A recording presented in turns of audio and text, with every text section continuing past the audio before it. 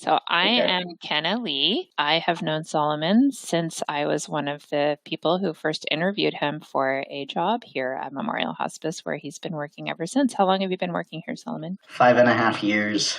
I'm Solomon Greenblat. I'm a nurse case manager with Memorial Hospice. I'm 36 years old and I live in Santa Rosa, California. So I just want to kind of start with just that you're out as a transgender member of our community. And I was one of the hiring supervisors when you came knocking at our door, or I think we came knocking at your door. So Solomon was working at local assisted living facility where we have patients, and we kept sending nurses in there who would come back and say, they have this nurse Solomon, we should get him to work for us because he is awesome. So we sent messages through those nurses of like, see if he's interested. He was. We had an open position. We thought, let's recruit this guy. And we Googled you. And then Oh, so that's not our usual way, but we just literally didn't know your phone number. So we're like, well, let's just Google him. And then we got all this information we were not expecting. And it really threw us off. We didn't know what to do because we had never hired a transgender staff member at all. We had definitely never navigated that with a potential new hire. I've been out as part of the LGBT community since I was 13. And, that was in the mid 90s, which back then didn't really happen a lot. There were not a lot of youth who were out and supported. Luckily, my parents are both very open minded and supportive people. And so I had a lot of support to do activism and work with other kids my age, which got me connected to more speaking gigs about my experience as a trans person. I've really continued to use my voice as part of the community to just share my story and help people understand my experience as a trans person, which is the only thing I can really speak to. I can't speak for other trans people, but I can kind of give a broader view of what it's like and what the community is like.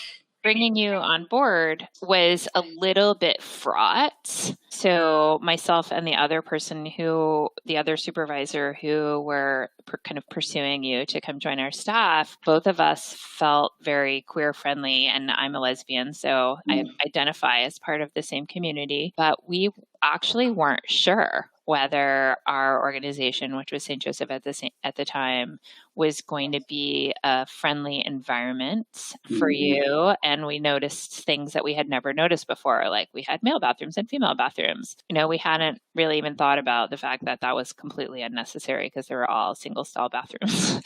Right.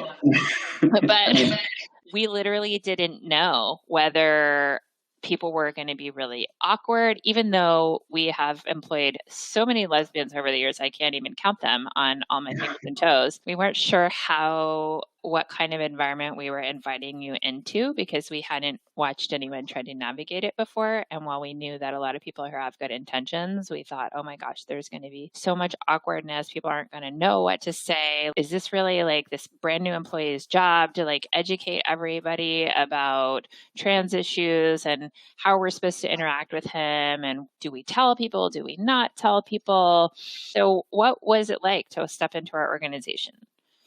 I mean, I think it's so funny to hear your perspective of, kind of the anxiety and, this not knowing. And, I think it was actually pretty anticlimactic.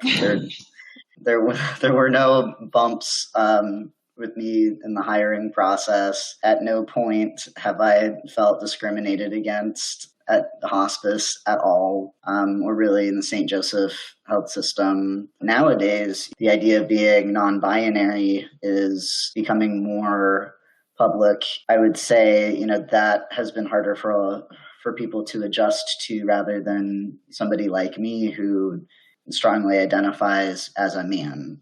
I come into this situation where I have medically transitioned. For 18 years, I've been on testosterone, and that's given me a bunch of secondary sex characteristics. I've had some surgery, and I've had a lot of time to adjust to my life. So when I come in, I pass, and there's a lot of privilege with that. So you wouldn't know that I'm a trans person by looking at me. I would have to tell you, or you would have to Google that. The first thing that I want people to know about me is that I'm an awesome nurse. hospice is my passion and I want to grow there.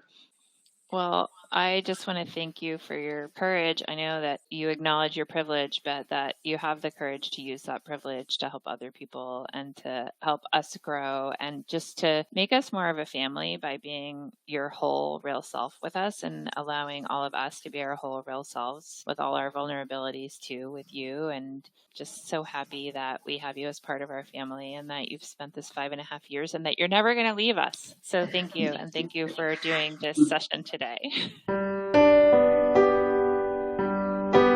Well, thank you, Kenna. You've been a huge support. You make me feel safe being at work, and I'm real glad we can be there for each other.